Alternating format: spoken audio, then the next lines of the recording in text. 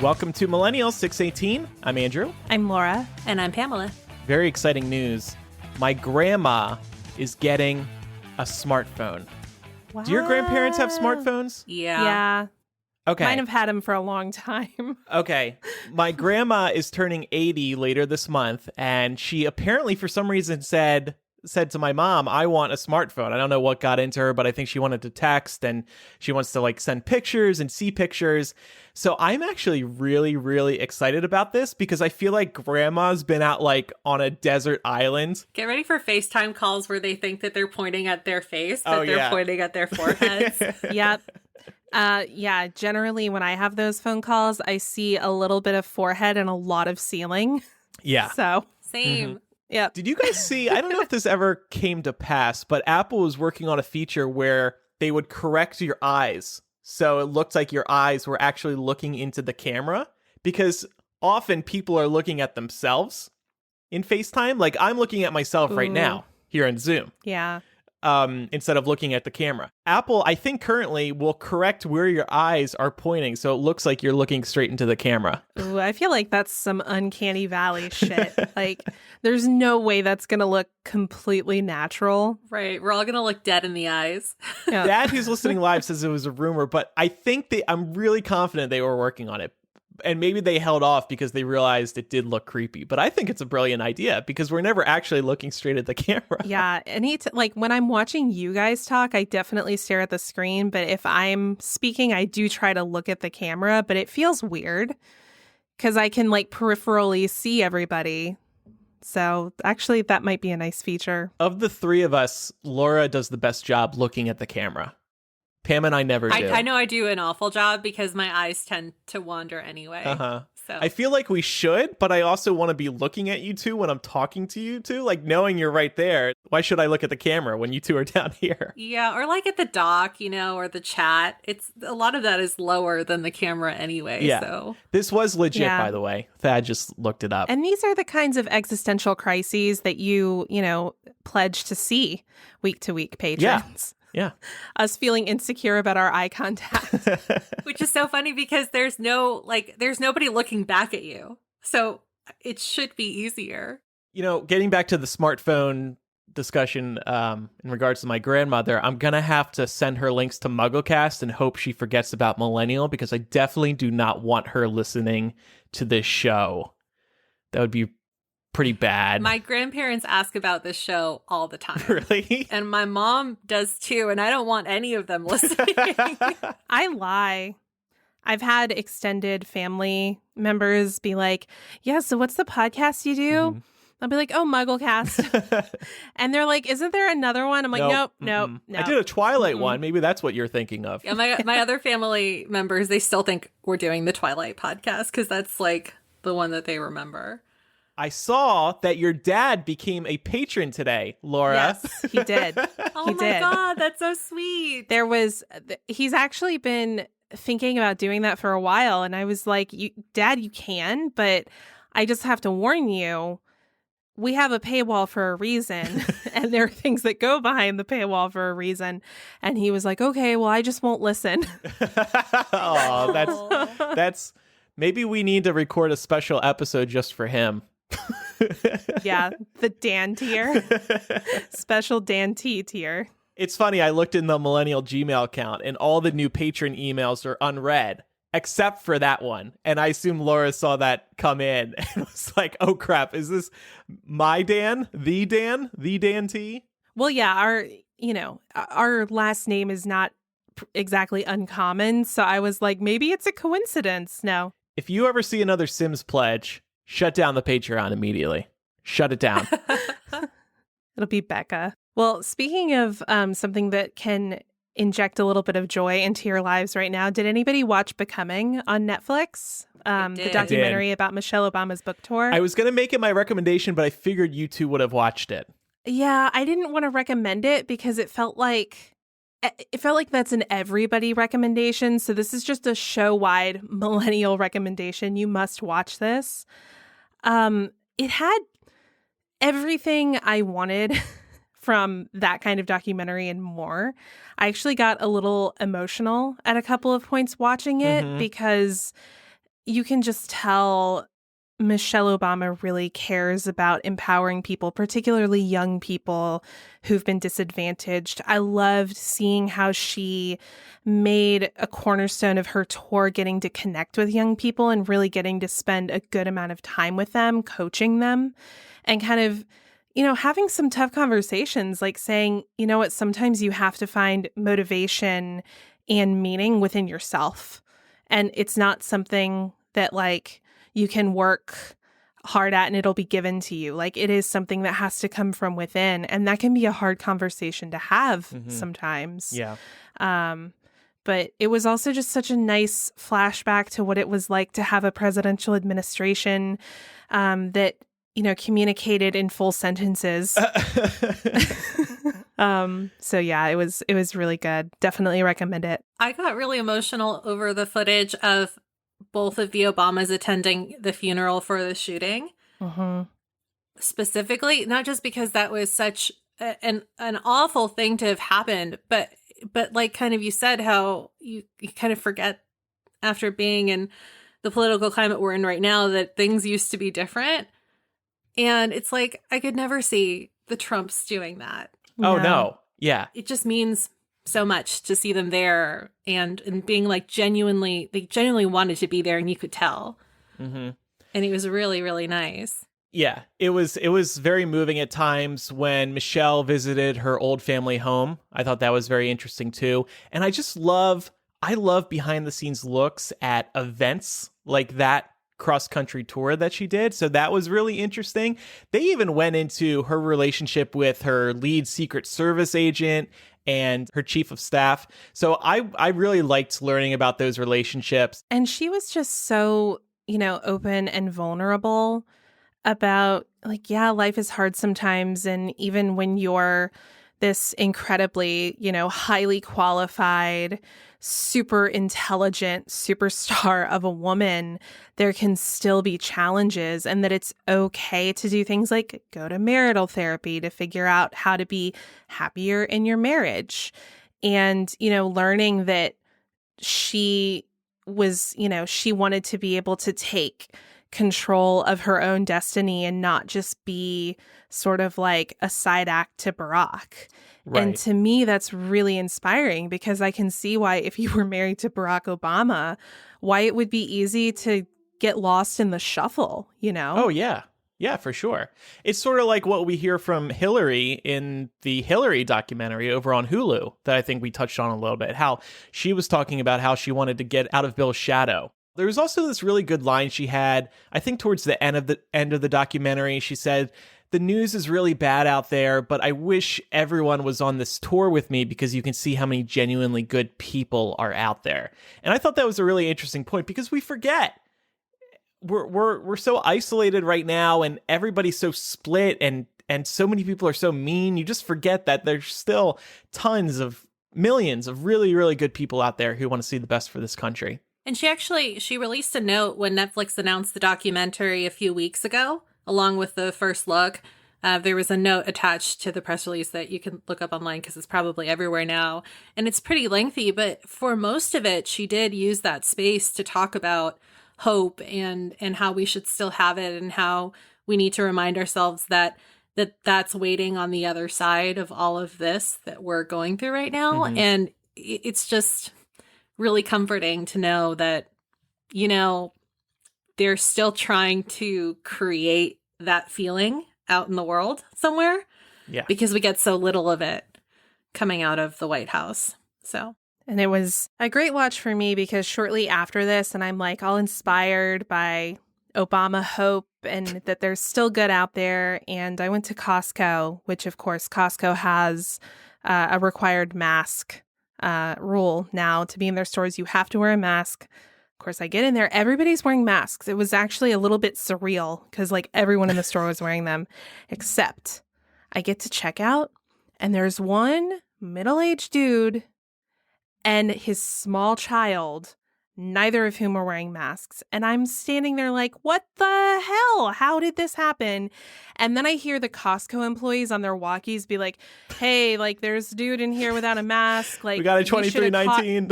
Yeah, exactly. They're like, we should have caught this. People should not be getting in like this. Da, da, da. And then I watched the maskless child run up to one of the kiosks in front of like the cafeteria area and just put his mouth on it. What? He just like went up and was like, oh, on the fucking thing.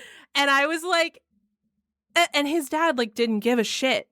I assume it was his dad. I don't know. His adult caretaker did not care. And I was just like, I can't believe this. And I was really mad in the moment. I was like, do you see everyone around you is complying? Like, are you special? Right. And the only reason that I didn't let it get the best of me is because he had a small child there. Mm-hmm. And I didn't want to like scare the kid, but good God. Yeah. Come on, y'all. That's really bad. That's really bad. I have been impressed by how many people are wearing masks and keep them on in the store, even once they go through security, so to speak, because honestly, it can get a little frustrating wearing one of those masks, especially if you start exercising or, I don't know, maybe power walking. Like an example is at the chiropractor, they started having me do exercises while I'm wearing a mask. I ran out of breath. Like I could not breathe. And I said, I have to take this off for a second. I'm unable to breathe otherwise. So it can get a little annoying and frustrating. But yeah, you just got to do it. We also got some listener feedback. This was from Angela. She sent this in via Patreon. I was listening to your latest episode about creating a firm that plans out spaces to protect people from a virus. Funny enough, this is exactly what my sister is currently working on. She's an interior designer that mostly works with office spaces, and since most companies have paused any additional spending on office spaces, they were really worried about future work. But as companies started looking forward to opening up offices, a lot of companies were looking to them to give them guidance on the best way to lay out the offices to maintain a 6-foot distance, including changing cubicle infrastructure to separate people and planned pathways workers and visitors can take to meeting rooms, lunchrooms, etc. It's definitely a divergent of her normal work, but I'm pretty sure they're happy they still have jobs.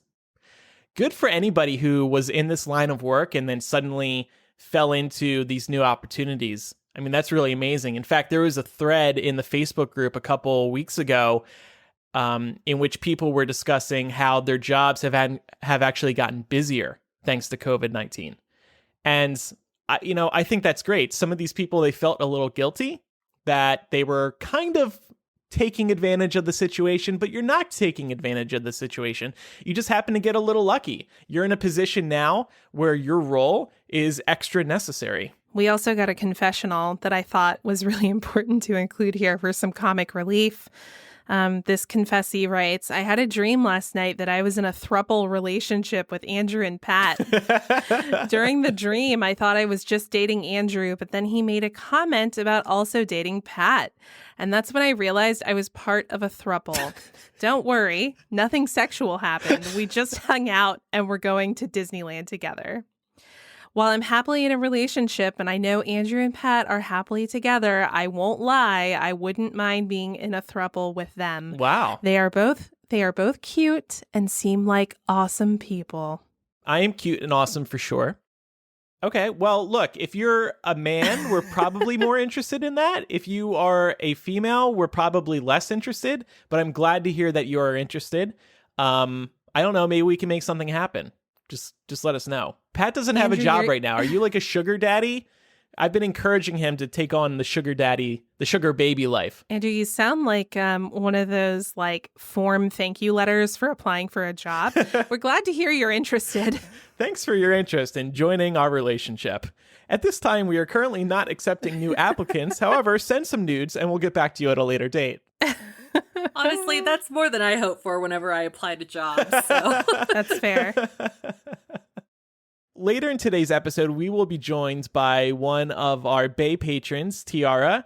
She actually works at a bank and is working from home, and she works in cybersecurity for that bank. So we'll talk to her about cybersecurity in general. And we also have a game to play with her. This is a new game. It's called Do You Know the Hosts? We're also going to talk about some coronavirus updates, some things that have caught our eye. But first, we wanted to talk about what's been going on with Adele, right, Pam? Yeah, Adele was a huge hot trending topic last week on Twitter. Did you guys see this? Maybe not Laura, because Laura was busy with real life shit. No, but it was kind of all over. I actually did see. Yeah. So because my intro to this, I just want to say is like, I saw a tweet that was like, Adele was always beautiful. You are all just fat phobic. And I was like, what? So that was my introduction. honestly, that I'm sure that's probably most people's introductions. That was also my introduction, funnily enough. And it's pretty interesting, actually, that Adele was trending for her hot new bod, which is how the media was framing it for the most part. Because she actually just took to Instagram to post a picture of herself, as most people do. And in the caption, she thanked all the fans for the birthday love. She just turned 32. And she also gave a shout out to frontline workers in light of the pandemic. Did not say anything about her weight at all, but it's impossible to miss that she has lost a lot of weight. This is not really anything new. I feel like she's been gradually, showing signs of weight loss, and it's no secret that she works out. So it was kind of interesting that people really grabbed onto this particular post and not more so to some of the other ones that she's been posting over the course of the last maybe like 5 months or so. So like Laura said, this sparked a lot of discourse online. And on one side, you had a lot of people praising her for the glow up and arguing that weight loss and the hard work it takes to achieve this should be celebrated no matter who you are. And on the other side, you had people saying that, using words like glow up, inspiring, stunning, beautiful, etc. is actually detrimental to the beauty standards and is fat phobic, kind of like the tweets that Laura and I were seeing when all of this was going down.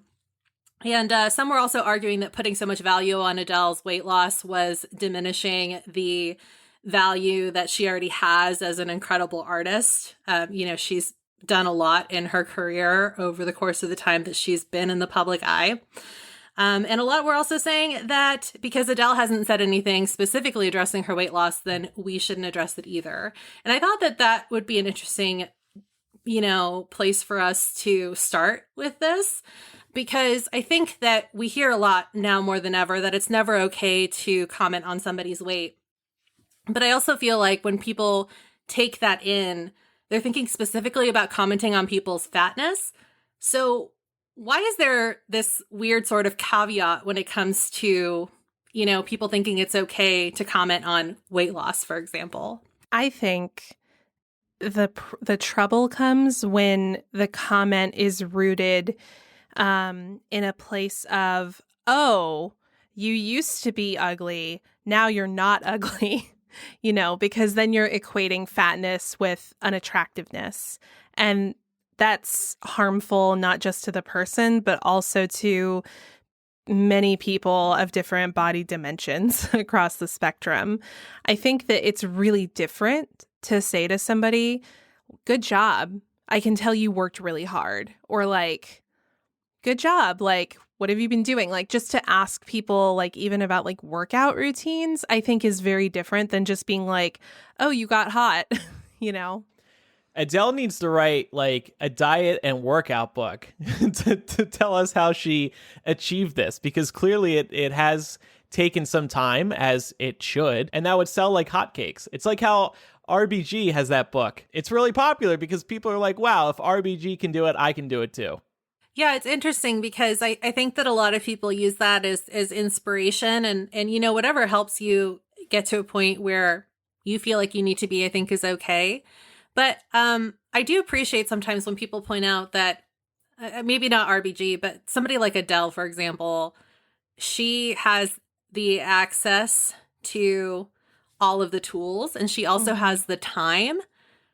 And that might not be necessarily attainable to normal people like us who maybe don't have the money to shell out for a nutritionist and a personal trainer and don't have the time to work out. Yeah. Exactly. That vigorously. Yeah. Well, also, you just don't know about somebody's state of mind. So like, if you commenting on somebody's weight is always a bit dangerous, especially if you don't know. So like, I believe Adele just went through a divorce. Is that correct?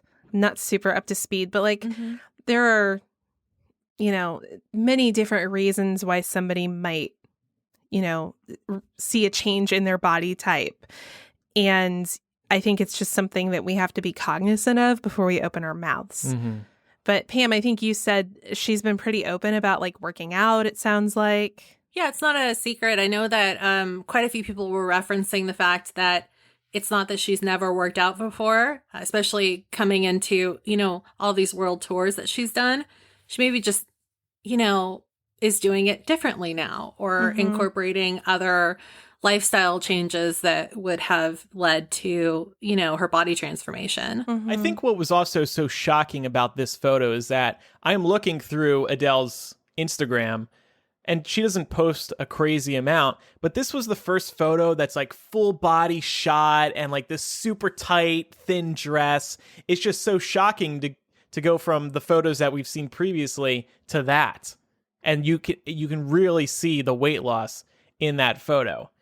That said, I kind of feel gross even talking about it because, yeah, personally, I don't think we need to be talking about it. Are we going to think it in our heads? Of course. But I hate when it becomes like this day-long conversation on Twitter and then it turns into, well, should we even be talking about it at all? Everybody just think about it for a few seconds and move on. Right. Well, I think we just have to reframe the way that we think about these things because, if somebody goes about this kind of weight loss, healthily and at, a reasonable speed of progress, that's really hard work. And I think that maybe a better way to think about it is like, oh, wow, good job. That, that must have taken a lot to put in the work to make that happen, Yeah. Yeah. I also wanted to kind of,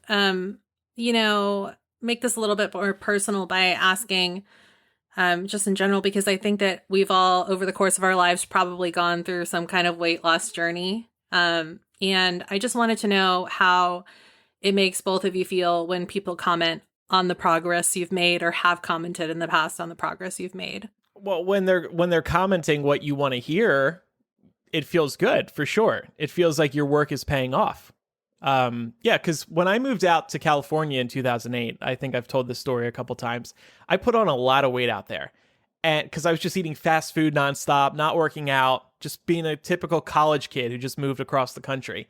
And then I realized one day how much weight I had gained. And from there, I started losing it over the course of a year or so.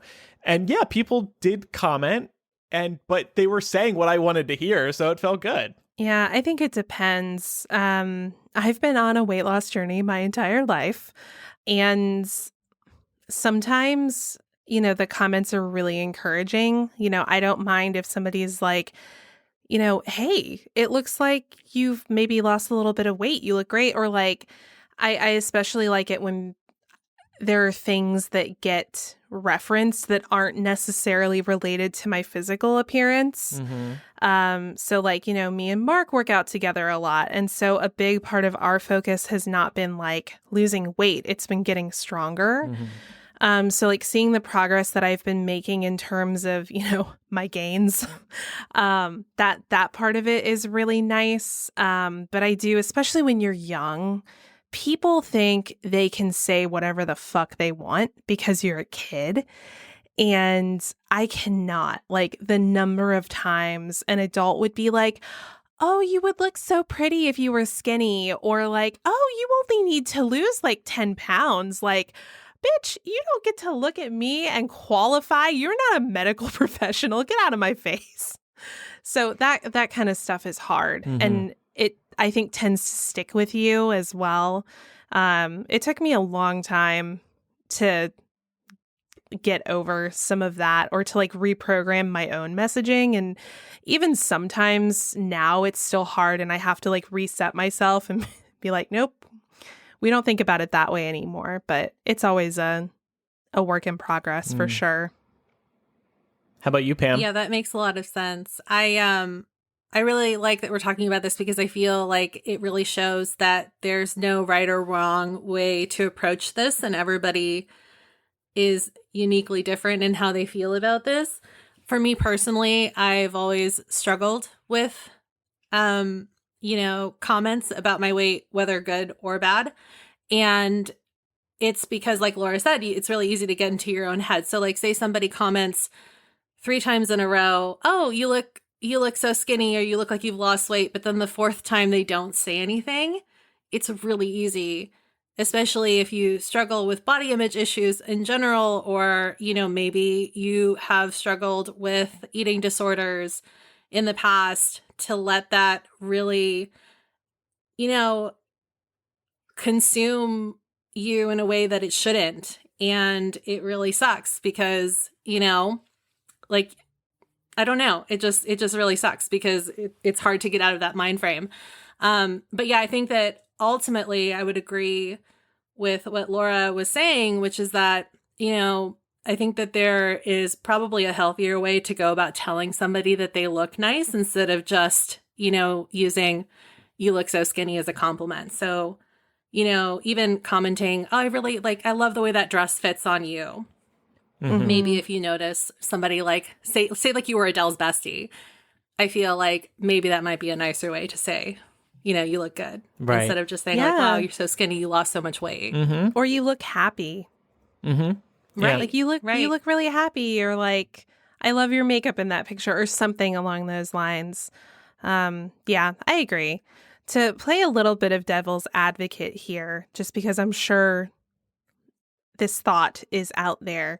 But is there any possibility that maybe Adele was kind of having a moment of like, look at how hard I've worked, and I'm going to enjoy the fruits of this labor? Like, Possibly. yeah. And I mean, like, I'm okay with that if that's Yeah. Because what she wants, like, she knew what would happen when she posted this photo. She knew. It's not like she looked at the comments and was like, wow, what a surprise. And the reason I say that is because she stays away from the spotlight when she's not touring or releasing new music. And like I said earlier, this is the first full body photo she's posted on her Instagram in a long time, and it's just a very striking photo. So yeah, I think she knew she was going to get this reaction, and hopefully it makes her feel good. Yeah. Though I will say, unfortunately, the problem with being somebody as popular as Adele is that her weight is going to be critiqued for the rest of her life. She's going to be monitored so fucking closely. And the British tabloids are going to pick up any change they can detect. And she probably knows there's like this pressure on her, and I hate to say this, to keep the weight down. Because otherwise that's going to be the next story. Just like this weight loss was the story in the past week. Yeah, I mean, like, that's a really good point. And it kind of just brings me to the last question I wanted to talk about, which was that, the media has always been obsessed with body image and pushing these sometimes unattainable beauty standards, particularly geared towards women, although, obviously it applies to men too. This is nothing new. I feel like we see this happen frequently and often, and it's been happening forever. But the last few years, you've also seen kind of the rise in the body positivity movement. It's been kind of growing online. Do you guys feel like the dial's turning at all, or are we just kind of being too hopeful about the fact that it is? I think it's turning just slowly. and I think anonymous people on the internet are always going to suck. Right. They're always always going to going be to there. suck. There's always going to be trolls. Yeah. It's going to be a lot of I think negativity forever. I think there's also just a lot of people for whom, just like we were kind of talking about for ourselves, we had to really reprogram the way we thought about these things. As a culture, we need to reprogram the way that we talk about these things and the way we observe. And so that's going to take time. I think just like any other social progress that is, currently unfolding, I think about things like people getting used to a wider range of preferred gender pronouns, for example. That is taking some people a long time to wrap their brains around and get comfortable with using. And I mean, I don't think that these two topics are the same thing. Like, I don't think that they're like equivalent in any way. I just think it's a good example of another thing that is going to take a little bit of a lot of reprogramming with ourselves culturally before we start to see, the fruits of that labor pay off. Pam, when are we getting a new Adele album? Soon, I hope. Last year on her birthday, Adele posts like every year on her birthday. She said that 30 really tried her hard, and she insinuated that that's going to make for a pretty good album. So that was a year ago. Hopefully that means that she's working hard, even though she's been away from the spotlight. And, 30 is about to be fantastic, I think, because that's probably going to be the title. Flirty and 30, 30 and flirty? 30, flirty, and thriving. There you go. That'll be the title of the album. All right, so let's talk about the latest developments concerning the coronavirus. So first of all, just a little personal thing.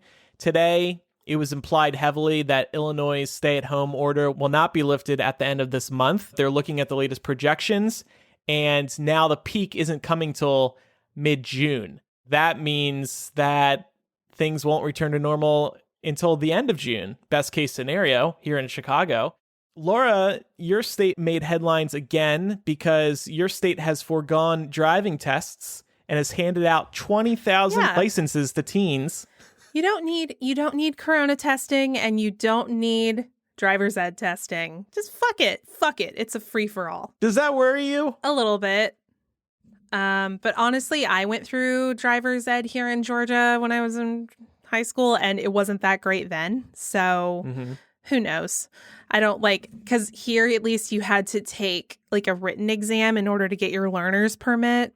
And then once you had your learner's permit, as long as you had an adult 21 or older in the car with you, you could drive. And it's kind of like a joke. Like, taking a written test does not teach you how to drive. Like, you weren't required to take a class. But I feel like these kids are probably being taught by their parents. I know I was taught by my parents before taking the driver's test. Well, your parents are responsible. Yeah. Listen, I actually did take driver's ed when I was in high school. My parents required it, but I had to take it through like a separate program that was offered in my community that we had to pay for. And one morning when my mom dropped me off at driver's ed, she got backed into by a teenager who was dropping his younger brother off for driver's ed. The teenager was 15 and unlicensed. So, and his parents knew he was dropping his brother off. So there are always going to be dickheads out here who try to like skirt the rules. It's not a good look for the state that they're doing without these driver's tests, because that does seem important. There are a lot of things about the great state of Georgia that aren't a good look right now.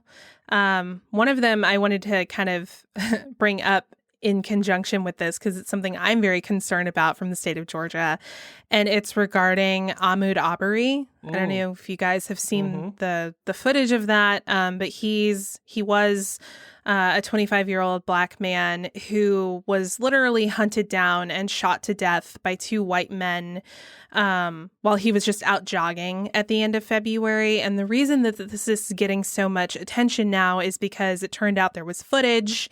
Footage has come out in the last week, and it makes it clear that there's like zero gray area with this situation.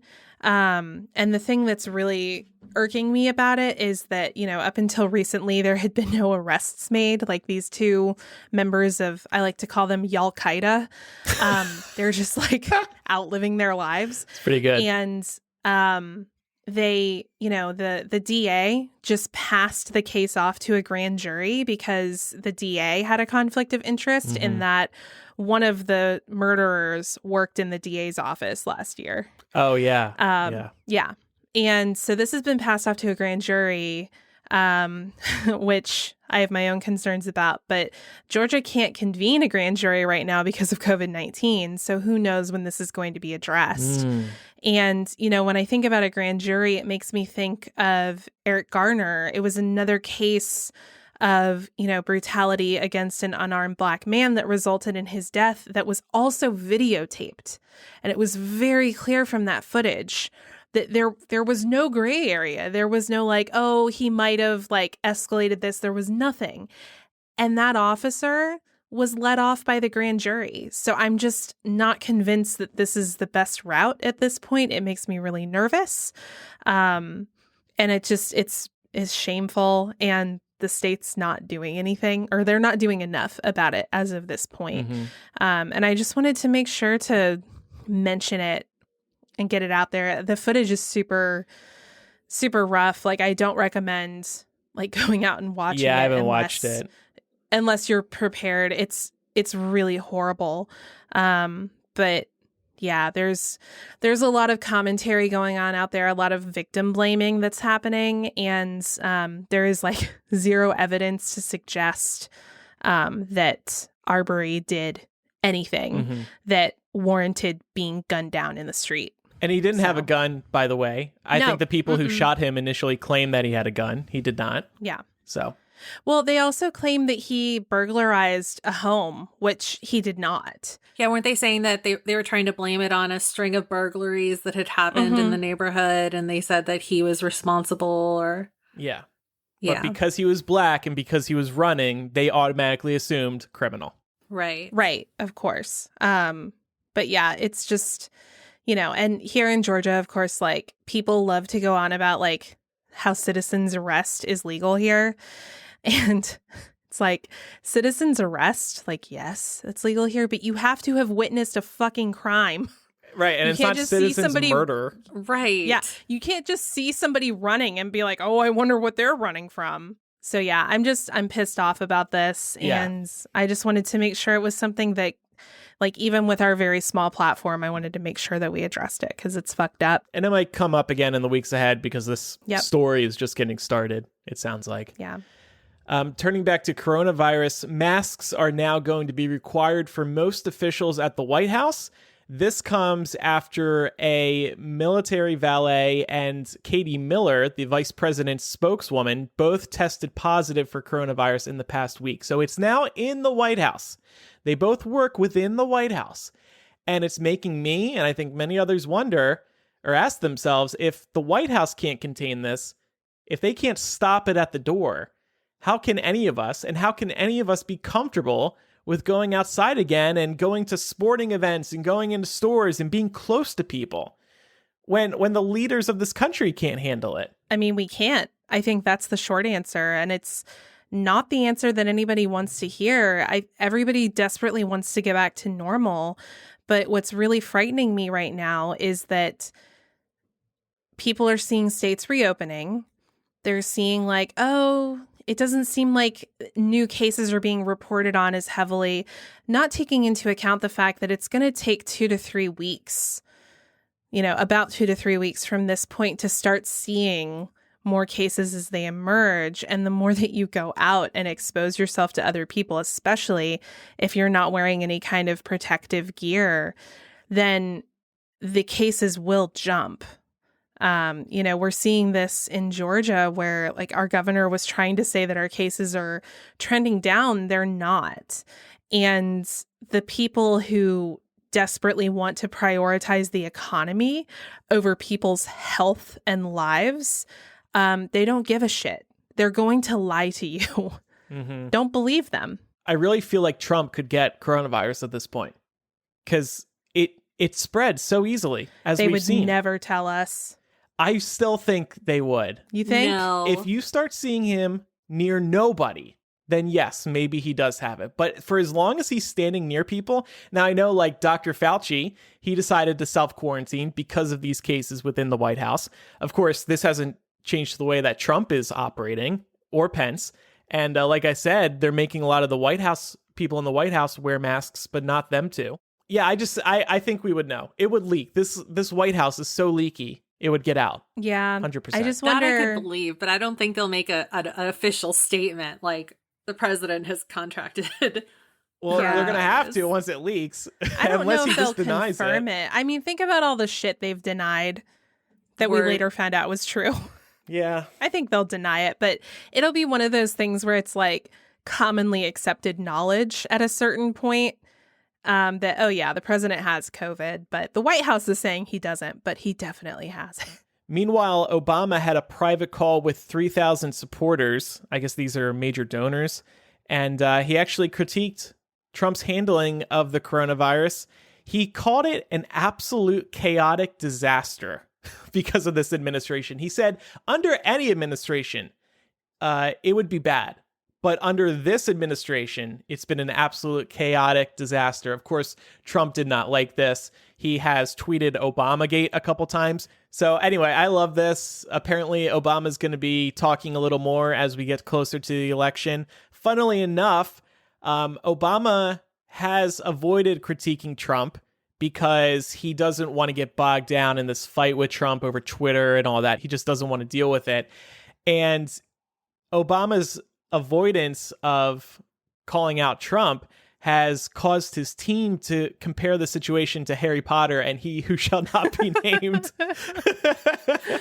It just gives Trump way too much credit, though. This was in the New York Times, by the way. They're reporting on this comparison, this Harry Potter comparison. Let's be fair. Voldemort wasn't quite that. Like, he wasn't a buffoon. He was a smart criminal. Yeah, I mean, he had a plan in place, so I guess there's something to be said for that.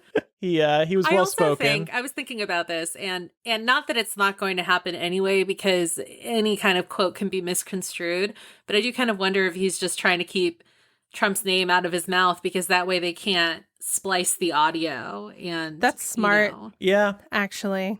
I think for now he just wants to stay out of it. That's all, because he knows how Trump is going to react and how his base is going to react. By the way, I have a question for you two as I send this link to Tiara.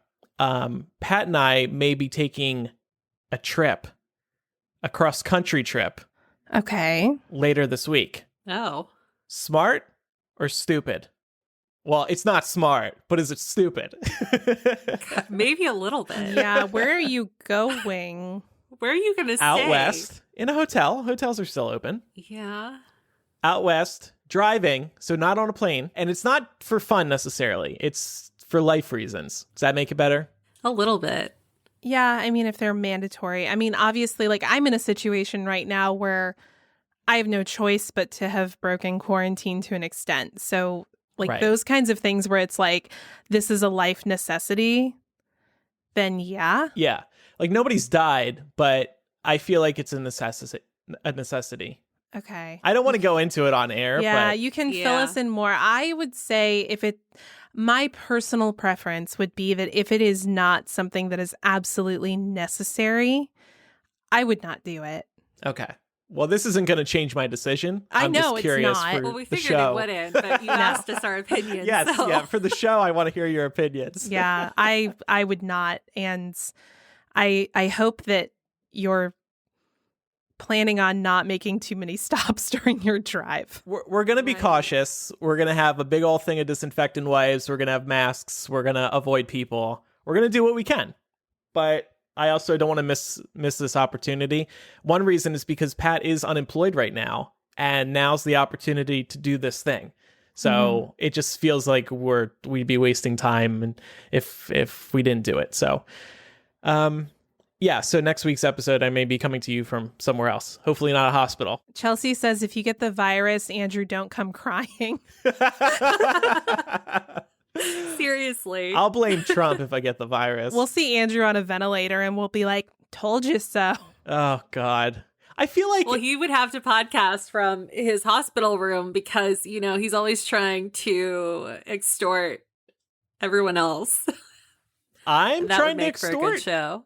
Yeah, it's like, Laura, broadcast your wedding. Oh. I mean, obviously, I would broadcast from the hospital bed. You guys know I love doing stuff like that for the show. So rattled breath and the ventilator going off in the background. Do it for the like. It'd be awful. I would just come on to get my affairs in order because I wouldn't want y'all like stealing the show or like my computer or my car. Oh, you're not going to leave all of it to Laura and I? Fuck no. No. Who are you going to leave it to? Tiara, our Bay guest. Hi, Tiara. Hi, how are you guys? Hi. Good. How are you? I'm doing good. So, tell us a little bit about yourself. Where are you? What do you do, and how are you doing? Well, I'm doing good. I currently live in Dallas, Texas. I moved here right after I graduated college. I got a job as a project manager at City. And so that's what I've been doing here. It'll actually be 2 years I've lived here in like exactly a month. That's awesome. Are you enjoying it there? It took a lot of adjusting. If you would have asked me like a year ago, I would have said like, no, I hate this. But I mean, like I've made friends since I've been here, and so that's good, I guess. But Yeah. since I moved here just for work, it's not like I have to stay here. Like I would be more than happy like going somewhere else. Okay, so you're about our age. You just moved somewhere. Hmm? How, and you said you've made friends. How does one make friends when they move to a new city? How did you do it? Okay, so I got lucky. So like I said, I started like right after college, and so at where I work, we have actually they do like a graduate program kind of thing where they hire a number of students that have like just graduated, and so I was hired on with like 30 other people my age. And then they're also like, and they do that every year.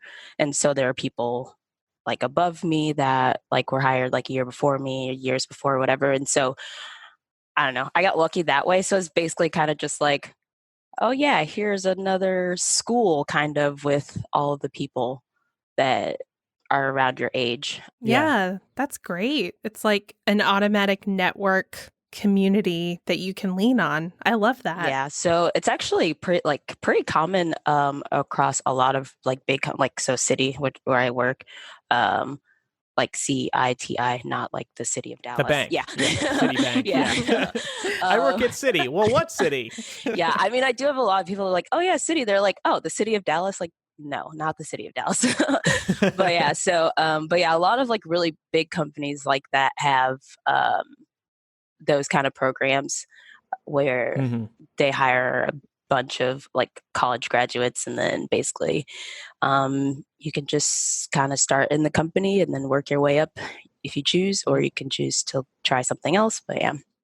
Yeah, that's cool. So you've been working from home, Hmm. and it looks like you have a fun home. You have a foosball table right behind you.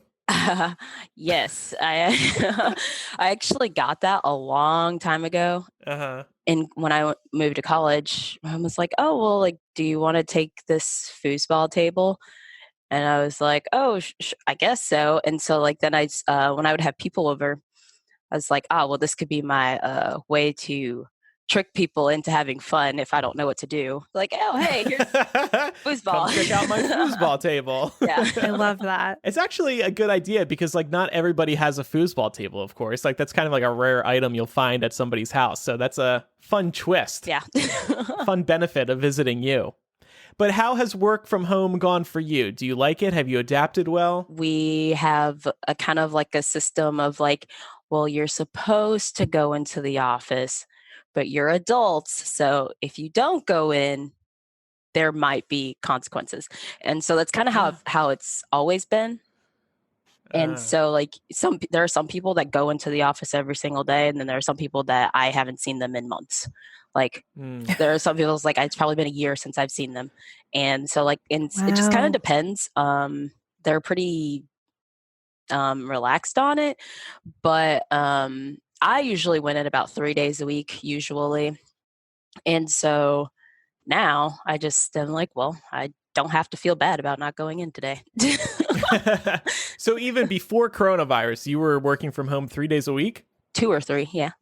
Wow, that's great. Yeah. To be honest, that's my ideal breakdown. I would love to have a hybrid schedule like that. Mhm. And I'm hoping I can do something like that after this is over. We wanted to talk with you about cybersecurity because you've actually started getting involved in cybersecurity at City, right? For example, so like one of the like big things is like encryption. So like all like usually Mhm. data is usually encrypted in some sort of like database. So like for example, if you were to like go and like swipe your card or something like that, that is then encrypted by so like the place that you're at, if you're at like the grocery store or something like that, like the grocery store never actually has access to your card information. They never actually see it. That's immediately encrypted, then sent off to like a server. They unlock it, and basically it's like, ah, yes, this person has money. Mm. Tell the merchant they have money. So in that sort of way, like you're always protected. Always, you're supposed to always be protected. Sometimes there are like hackers and stuff like that. Yeah. But yeah, I would say like if you're trying to like protect your data, obviously like don't use easy passwords for people to guess, not 123. And using those passwords everywhere. Yeah. I admit, I used to do that a lot, like single word passwords. I think I said this on the show. My parents had a password that I just inherited because I got so used to using their password. But you got to use like 1Password or LastPass, one of these password managers. And actually, you don't have to use those exactly. Chrome and Safari, they have built-in password managers these days, and they can suggest really strong passwords for you. And then the browser will store those really strong passwords for you or your phone. And that's really important. You can't take these shortcuts of just doing these simple passwords because you will get hacked. Somebody will break in eventually. And so like that's like one of those things where like you were saying, like LastPass, and then like Google has the extension. So like those are always good. Two-factor authentication is also pretty good, as you which like sends you a code whenever you're trying to like sign into something. Just make sure you are who you are. And what was your note about private/public cloud services? Okay, so my focus is actually it's a bank, so there are lots of small teams that make one big thing.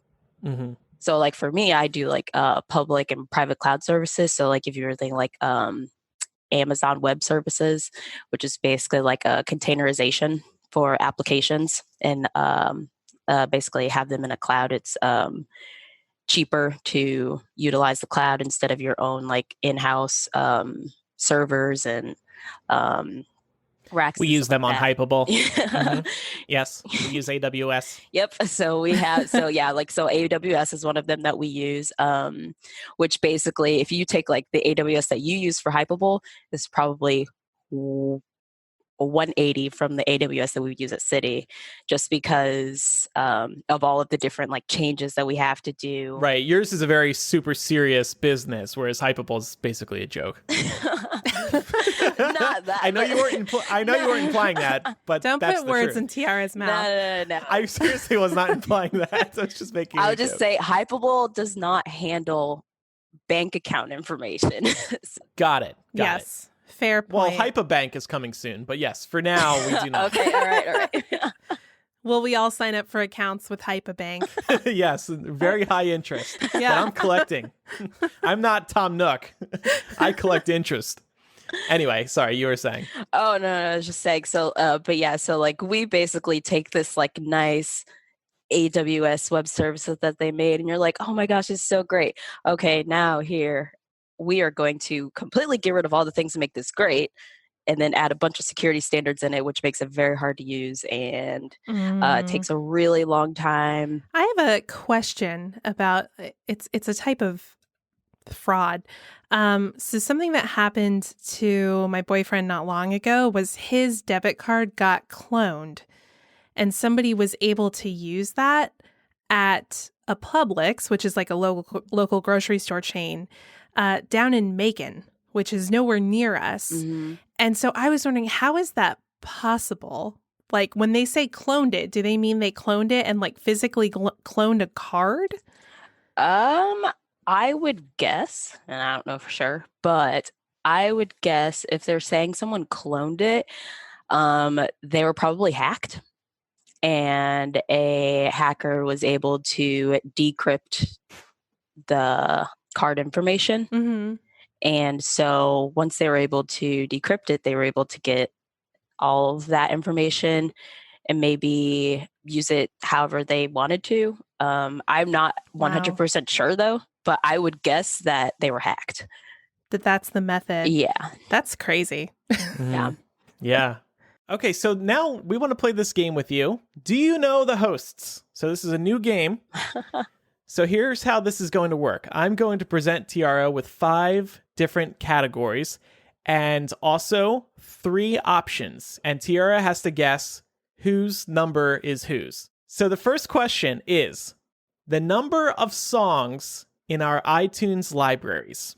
114, 4,985, and 64. Whose number is whose? Okay, so for the first one, I had Andrew for 114 only just because like I know that you've like talked about like having like iTunes, but like no one really uses iTunes anymore. And so like, but then like I for some reason think that Laura, who has who I put for, guest for 64, probably cares even less about iTunes than Andrew does. And then I just get the feeling that Pam really, like, I know she really likes music, and she's like, I can't let go of my babies, and I have to keep them on my iTunes. So I had her for 4,985. I thought the same thing. I thought Pam would have the highest number, but she doesn't. She doesn't. That's me. Really? That's me. It's the plot quiz. Pam only has 64 and Laura has 114. Pam, I agree with Tiara. Why don't you have music in your iTunes library? So I used to, but when I switched over to the MacBook Air, which has significantly less storage than what I used to have, I deleted all of my music off of my computer and put it on my external hard drive. So it's not in my iTunes library, but I still have those files.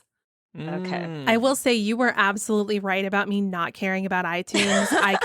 I could care less about iTunes. I hate the way their licensing works, that, you know, when you buy music through them, it's like still kind of theirs. Mm-hmm. And it's really difficult to like port to other things. Like, fuck it, I will just use Spotify. Yeah. Yep. So I primarily use Spotify. However, my husband, Bruce, releases live concerts once a month. Right. And I also have bootlegs. And that collection is basically the majority of my iTunes library. So that's why I have them in iTunes. And that's why I have such a large song count there. So yeah, it was a trick question. But like you, I thought Pam was going to have a large ass collection. I should have, but like I said, it's like a loophole. You know? All right. Number of unique editions of the Harry Potter books. The options are 6, 4, and 8. Okay, this one was actually kind of hard, but I guessed Pam with 4, Laura with 6, and Andrew with 8. Okay. Ascending order. Yeah, because Andrew hosts the MuggleCast, Laura hosts the MuggleCast, but she was gone for a couple years, so Yeah. and then Pam, is she even a Harry Potter fan? I don't even know. No one knows. Those were actually wrong, but they were good guesses. Pam has the most with 8. What? Yeah. The secret's out, you guys. I'm a huge Harry Potter fan. I have 6 and Laura has 4. Yeah, I So suck. Shocks I me have again. the illustrated, Hogwarts House, one Spanish, one anniversary edition, the US editions, of course, and then one more that is escaping me at the moment. I'd have to go look again. I have US and UK. That's the but other one. Yeah, for me. Yeah. I counted these out. I have a Spanish one as well.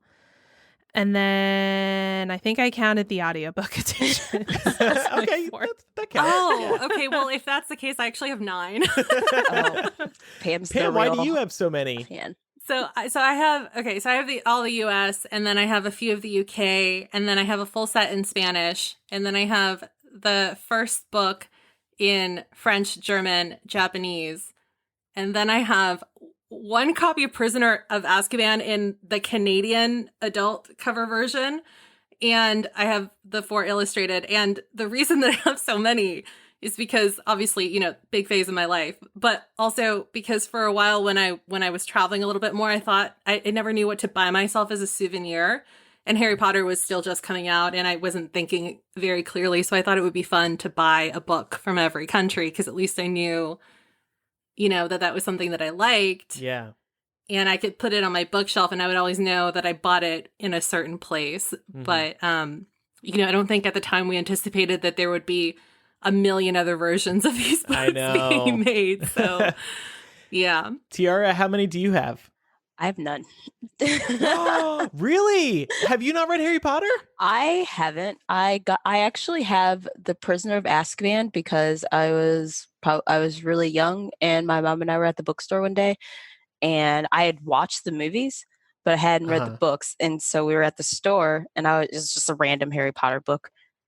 chilling, and I was like, I want this. And so I asked for it, and she got it for me. And I never read it, obviously, because it was the fourth one. So it made no sense to actually have it.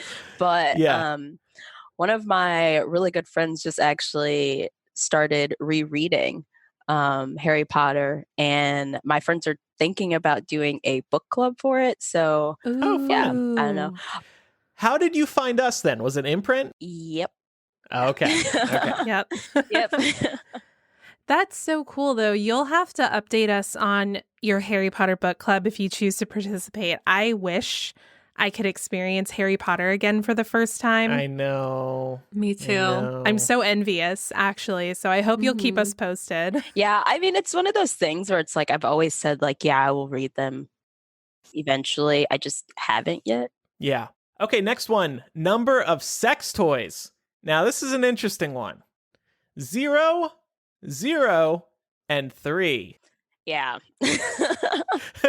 So this one, hopefully, I got at least one of them right. But yeah, so for this one, I had Laura with 0 and Andrew with 3 and Pam with 0 as well. And why? Why do I have 3? Well, because you're a deviant. I don't know. I just think that I don't even know if I've ever heard you like mention it before, but I feel like if anyone would have mentioned having any sex toys, it would have been Andrew. The inventor of simming. Yeah. Well reasoned. True. Well reasoned. Mm-hmm. And then I get it. I remember someone telling, because when I was looking at this, I was like, wait a minute, because I remember someone telling the story about like a butt plug and it like going off like while they forgot about it. But I don't think that was Laura. I was like, wait a minute, that actually may have been Elisa. But it was her. Okay. But yeah, and so it's like, okay, well, and so that was actually a toss-up. I was just like, you know what, I'll just put Andrew for 3. But yeah. So it's actually Laura who has the 3. Yeah. And then I put in my answer of 0, and Laura messages me, Andrew, I don't believe you have no sex toys. I still don't believe it. I think that is such an egregious lie. Oh my God. Wow. Laura coming for me. I do not have sex toys. It's so funny. Yeah, I was thinking about this earlier. Why don't I have a sex toy? My dick is a sex toy. I've got one already. I mean, by that logic, nobody needs a sex toy. Oh, but you know what I mean. Anyway, I'm actually really surprised that Pam doesn't have a sex toy. You know, I just have never gotten around to buying one, and there's so many choices. Because I feel like we've spoken about it on air, and I feel like Pam at times has been like, oh, okay, yeah, cool, I'll have to try that. I'm not opposed. I'm not anti-sex toy, just, well, there are a couple of reasons. I think first, you really need to do your research, and you shouldn't skimp on the price because you're putting it on your body. Yes. So that's 1,000%. a thing too. They can be a little bit expensive, and who's to say you're actually going to like what you shell out the money for? So if I remember I'm just correctly, too lazy to research. The last time we spoke about this, Pam, it was you who suggested making sure you spend money on it, and that made me think you did have a sex toy. Like, what do you do dishing out advice if you're not actually buying any of this? Well, look, my human sexuality class, the one human sexuality class I took at university, they taught me a few things that was, that was probably like the most important takeaway, which is that, maybe you can probably buy sex toys off of Amazon, but you should really make sure that it's medical grade silicone. Yeah, 1,000%. And please note, and I think just as a woman, like it's really important to know what you can shove up there, because look, UTIs are not the business, and it's really easy to get infected with shit. And good God, like you can get UTIs so easily from like regular sex. Yeah. So it's like, man. I know. It's like if you don't pee after sex, you're fucked for the next 6 days.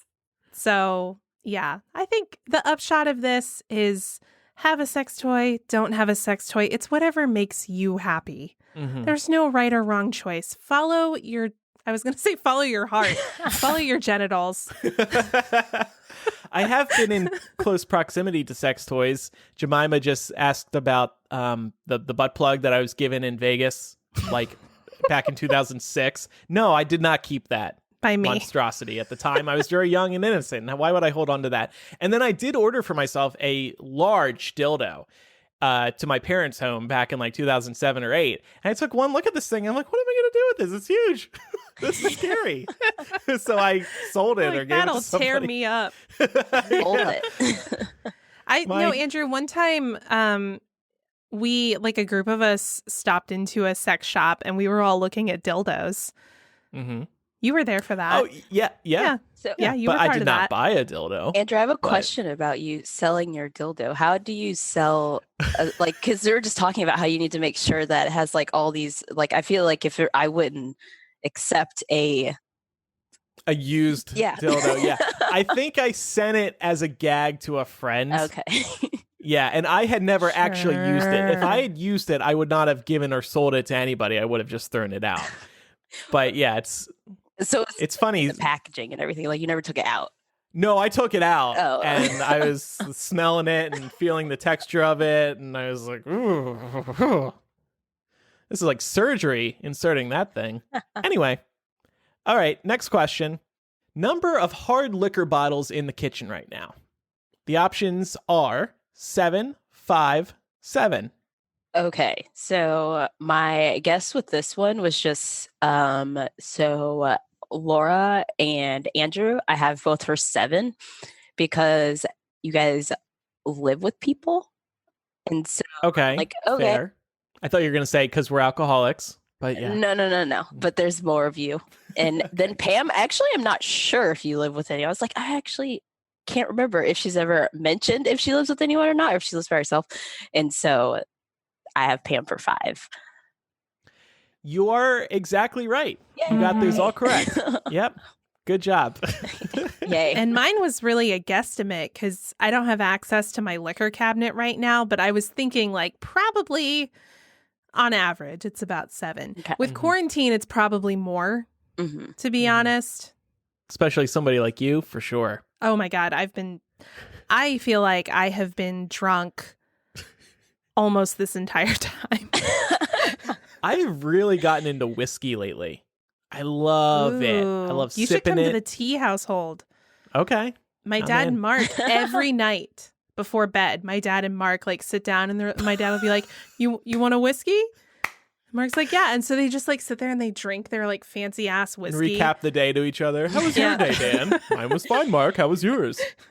Yeah, I've actually in quarantine, I've started. So, like I said, I just am like recently graduated college. So I am still all about those like really cheap, bad drinks that you would get at the Mhm. bars in college. And so, and then like all of my friends here in Dallas, they are all a little older. And so they drink better drinks than I do. And so, like, I've started getting into wine over the Ooh, yep. quarantine. So I was like, "Look, guys, I'm growing up. I'm becoming an adult now. I drink wine, and it's red wine Oh. too."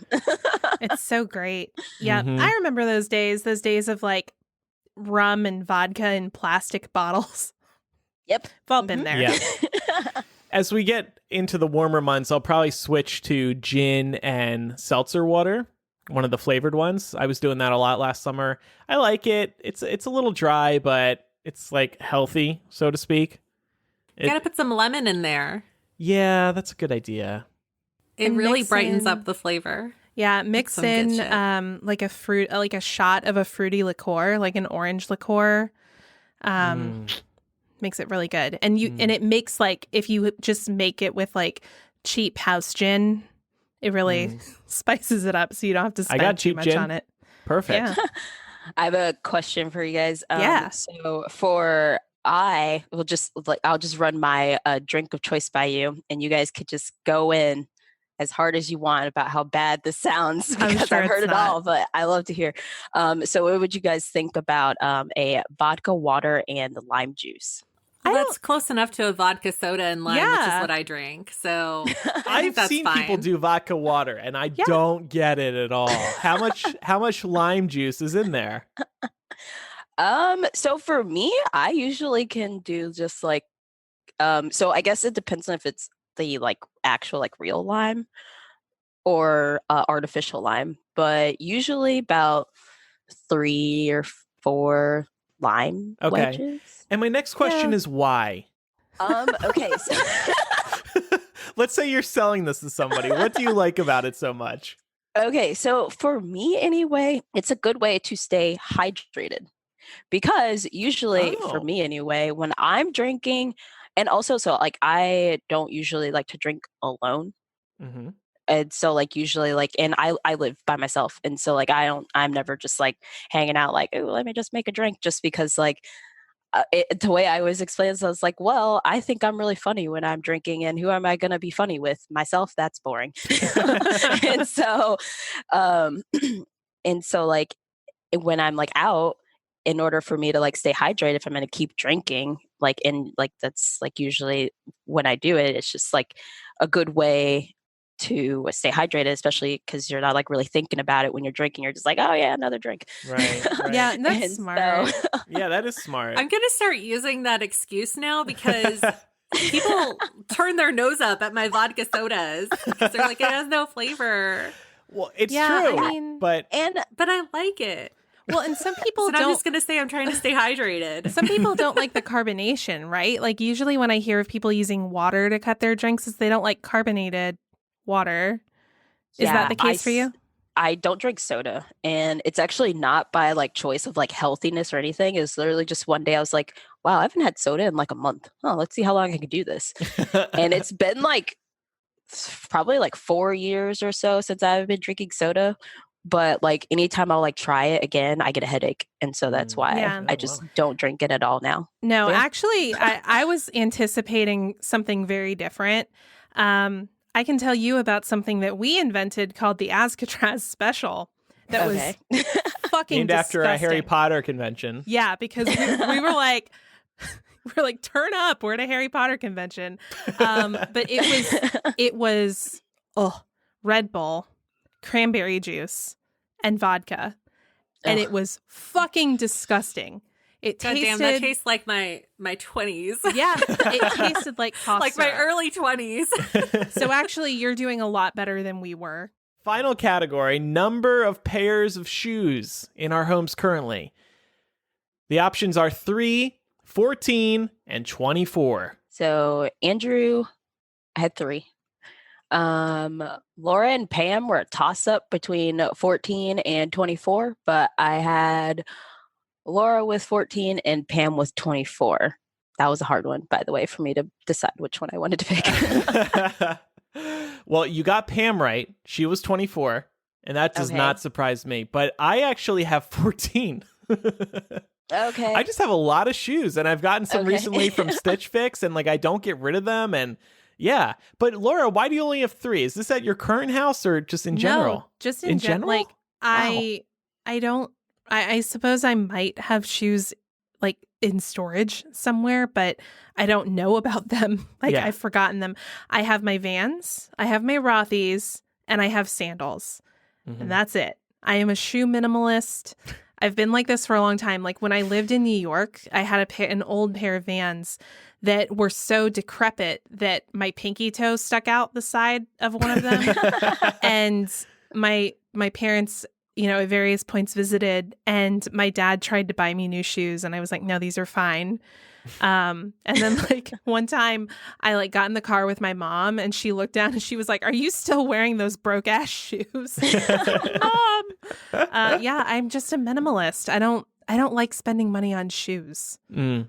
See, and so that's when I was trying to like, because I know like Laura was always talking about like having Rothy's, and so it's like, and for some reason, I don't know, I guess I just assumed that you had a lot of them, even though I know you can wash them. So it's like, oh, why would she have so many Rothy's? But yeah, that makes sense now. Actually, Now- that makes them a good selling point that you don't need many. Right, Yeah. Laura? Yeah. I've And only had the will one say, pair. like, to that extent too, like I have quite a few pairs of flats. I don't wear any of them anymore because the Rothy's are just it. So I could really do to get rid of some of the shoes that I have. And it's really bad because I think 24 is just the estimate. I was too lazy to go into my closet to check. So You're like, that's a safe bet. Yeah. yeah. That said, even though I have 14, I don't wear all 14. I have just a couple of shoes that I wear sneakers most of the time. During the summer, I have some Sperry's that I wear. And that's about it. But yeah, I do hold on to a lot of shoes because I feel like I'm going to wear them at some point. I just never do. I think so I have a ton of shoes, a lot. And so the thing is like, I have so many just because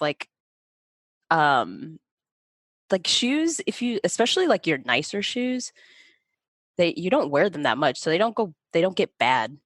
And so like, usually like most times like, oh, you buy a pair of shoes for like one thing. And then like, oh, you may buy another pair for something else. And then so like those shoes just keep building up and you only wear them maybe like once or twice for an event. And then they just sit there. Right. Exactly. That's why I have so many anyway. All right. Well, that was fun. Tiara, I think you got one category across the board correct and then one in this one correct. Yeah. So fake fan. I'm a fake fan. No. This was tough and your reasoning was sound. This was a tough game for sure. Yeah, well, thank you for playing and for being the first person to play this game. Yeah. Yay. I liked it. I think it turned out well. Let's point out who has the most alcohol, the most sex toys, and the most shoes. I welcome other category ideas, by the way, listeners. If you have any other category ideas, let us know and we can do it. They don't have to be number-based topics, but yeah, let us know how we can evolve this game in the future. Okay, it's time now for recommendations. I want to recommend looking at your favorite local restaurants for special quarantine meal kits. I've seen a couple local restaurants do this now, and one of my favorites here in Chicago, Home Slice, which Pat and I took Mark and Laura to a year or so ago, has these survival kits, and they have this one called the DIY Pizza Kit. You get a 6-pack of hard seltzer, a bottle of wine, 2 small pizza doughs, the cheese, the sauce, pepperoni, Caesar salad, and a tub of eggless edible cookie dough, all for $60. Ooh. And it's so much fun because it's just a night, it's a night in. It's 2 different types of alcohol. You make pizza together. You got dessert. You got salad. I hate salad with pizza and cookie dough, but whatever. We ate it just to be good. And yeah, it was just a fun way to support local. And then they have these other items. They have a buy a meal for a healthcare worker / volunteer for $11. And then they have this thing called Ice Ice Baby.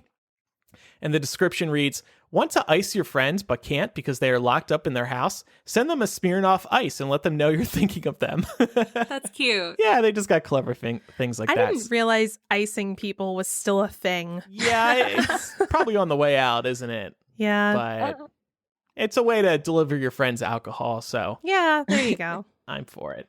I want to recommend, they have several brands of these, but it is an electric spin scrub brush. I know that's a mouthful. So I've seen these advertised on Facebook lately, and it's just these super satisfying videos of people going after like the grout in their bathroom with this thing, and it just completely cleans it. It's beautiful.